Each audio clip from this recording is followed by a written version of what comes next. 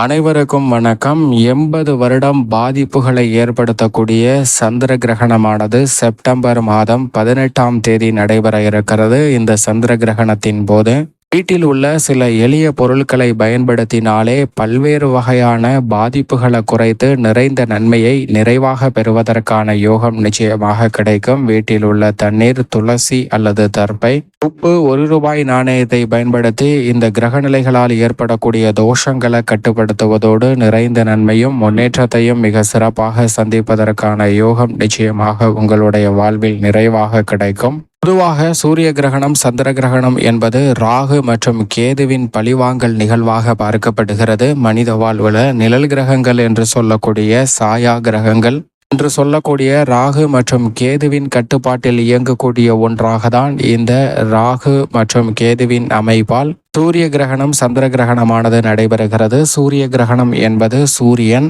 சந்திரன் மற்றும் பூமி ஆகிய மூன்றும் ஒரே நேர்கோட்டில் வரும்போது சந்திரனினுடைய நிழல் பூமியின் மீது பதிவதால் சூரிய கிரகணமானது தோன்றுகிறது.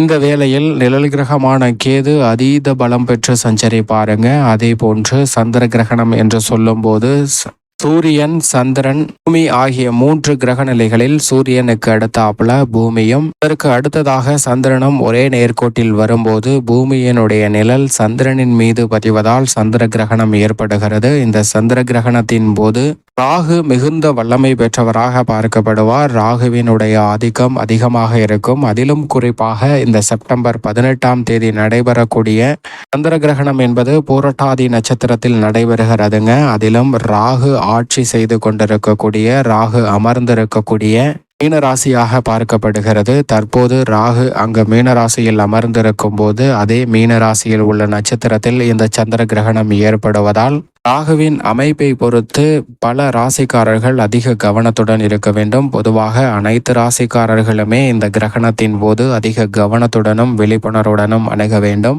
அதிலும் சற்று கூடுதலாக அதிக கவனம் கொள்ள வேண்டிய ராசிகளாக பார்க்கப்படுவது நிச்சயமாக விரயத்தில் சஞ்சரிக்கக்கூடிய மேசராசி, கர்மத்தில் சஞ்சரிக்கக்கூடிய மீன ராசி மற்றும் அஷ்டமத்தில் நிலை கொண்டிருக்கக்கூடிய சிம்ம ராசி. இந்த 3 ராசிக்காரர்களும் சற்று கூடுதல் கவனம் தேவை. இதைவிட சற்று கூடுதல் கவனம் என்பது ஜென்மத்தில் நிலை கொண்டிருக்கக்கூடிய மீன ராசிக்காரர்களுக்கும், தனஸ்தானத்தில் இருக்கக்கூடிய கும்பராசிக்காரர்களுக்கும், சுகஸ்தானத்தில் நிலை கொண்டிருக்கக்கூடிய தனுசு ராசிக்காரர்களுக்கும், குருவின் ஆட்சி வீடான தனுசு, மீனம் மற்றும் சனியின் ஆட்சி வீடான கும்பம், இந்த 3 ராசிக்காரர்களுக்கு அதிக கவனமும் விழிப்புணர்வும் மிக முக்கியமாக தேவை. மற்ற 6 ராசிக்காரர்களை பொறுத்த வரைக்கும் பெரிய அளவில் ராகுவின் அமைப்பாலும் சந்திர கிரகணத்தால் பாதிப்பு இல்லை என்றாலும் கூட சற்று கவனத்துடனும் விழிப்புணர்வுடனும் செயல்பட்டால் கிரக நிலைகளால் ஏற்படக்கூடிய கிரகண தோஷங்களும் மற்றும் கிரகண கதிர்வீச்சுகளிலும் இருந்து நம்மளுடைய வாழ்வில் பல நன்மைகளை நிறைவாக பதிவு செய்வதற்கான யோகம் நிச்சயமாக கிடைக்கும் என்பதில் சந்தேகமே இல்லை.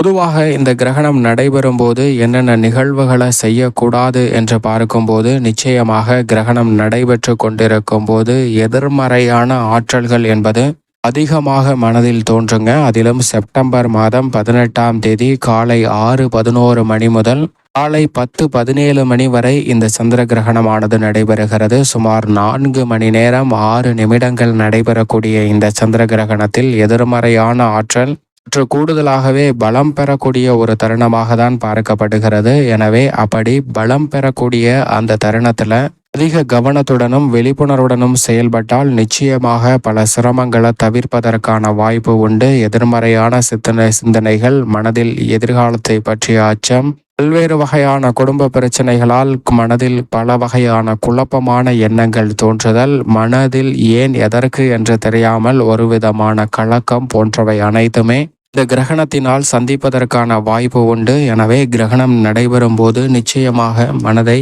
அமைதியாக வைத்து கொள்ள வேண்டும். கிரகணம் நடைபெற்று கொண்டிருக்கும் போது எதிர்மறையான சிந்தனைகளை தவிர்த்து நேர்மறையான சிந்தனைகளையும், வாழ்வில் நடைபெற்ற சுகமான நிகழ்வுகளையும், எதிர்காலத்தில் என்ன நடைபெற வேண்டும் என்று நினைக்கிறீர்களோ அதை எண்ணும் போது அவை பல மடங்கு பலம் பெற்று உங்களுக்கு கிடைப்பதற்கான வாய்ப்பு உண்டு. எதிர்மறையான ஆற்றல் அதிகரிக்குங்க. எனவே எதிர்மறையான சிந்தனை என் வாழ்வில் நடக்காது, இப்படிதான் முடியும் என்ற எதிர்மறையான சிந்தனைகளை கொண்டீர்கள் என்றால் நிச்சயமாக அவைதான் உங்களுடைய வாழ்வில் கிடைக்கும். எனவே பல பிரச்சனைகளை சந்திப்பதற்கான சூழல் உருவாகும். இந்த தருணத்தில் நிதானமாக செயல்படுவது உங்களுடைய கையில்தான் இருக்கிறது. அதே போன்று கிரகணம் நடைபெறும் போது உணவு சமைக்கவோ அல்லது காய்கறிகள் நறுக்குவது போன்ற பணிகளை மேற்கொள்ளக்கூடாது.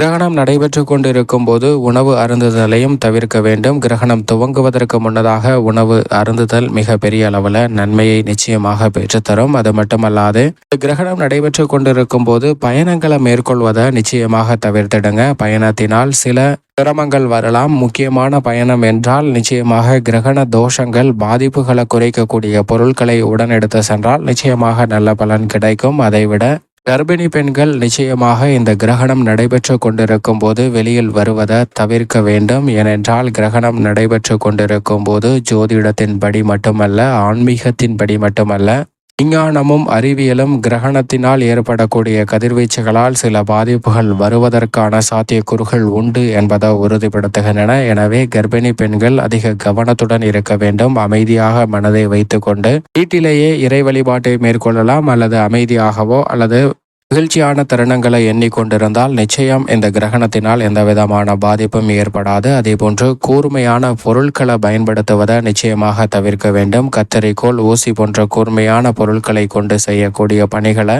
தவிர்ப்பதாலும் நல்ல பலனும் நன்மையும் நிறைவாக பெறுவதற்கான யோகம் நிச்சயமாக உங்களுக்கு இந்த தருணத்தில் வலுவாக கிடைக்கும். இந்த கிரகணங்களாலும் கிரகண தோஷங்களாலும் ஏற்படக்கூடிய பாதிப்புகளை குறைக்க வீட்டில் உள்ள எளிய பொருட்களை கொண்டே சில பரிகாரங்களை மேற்கொள்ளலாங்க. வீட்டில் உள்ள தண்ணீர் மற்றும் துளசி போன்றவற்றை சாதகமாக பயன்படுத்தி கொள்ளலாம். வீட்டில் உள்ள உணவுப் பொருட்களில் துளசி அல்லது தர்பை என்று சொல்லக்கூடிய கோரை பொருட்களை பயன்படுத்துவதால் எதிர்மறையான தாக்கங்கள், கிரகநிலைகளால் ஏற்படக்கூடிய பாதிப்புகள் பெரிய அளவில் கட்டுக்குள் வரும்.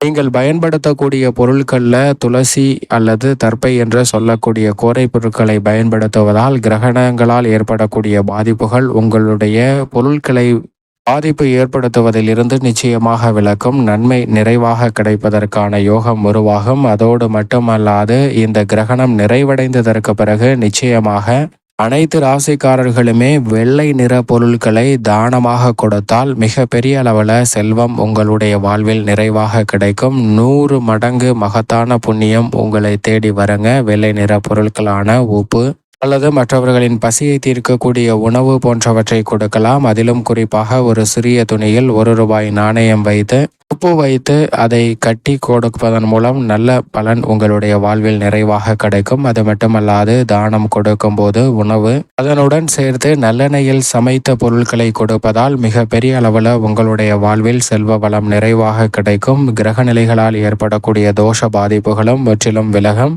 கிரகணம் நிறைவடைந்ததற்கு பிறகு அருகாமையில் உள்ள ஆலயம் சென்று தீபம் ஏற்றி வழிபாடு செய்யுங்கள். கிரகண தோஷம் சூழ்ந்து கொண்டது என்றால் அந்த தோஷங்களை நிவர்த்தி செய்ய நிச்சயமாக அடுத்த நாள் அதிகாலை எழுந்து அதிகாலையிலே குளித்துவிட்டு அருகாமையில் உள்ள ஆலயம் சென்று தீபம் ஏற்றி வழிபாடு செய்யுங்கள். அப்போது முழுமையாக கிரகண தோஷங்கள் நிவர்த்தி அடைந்து தங்களுடைய வாழ்வில் முழுமையான பலன் வலுவாக கிடைப்பதற்கான யோகம் அனைத்து ராசிக்காரர்களுக்குமே கிடைக்கும் என்பதுதான் யதார்த்தமான உண்மை.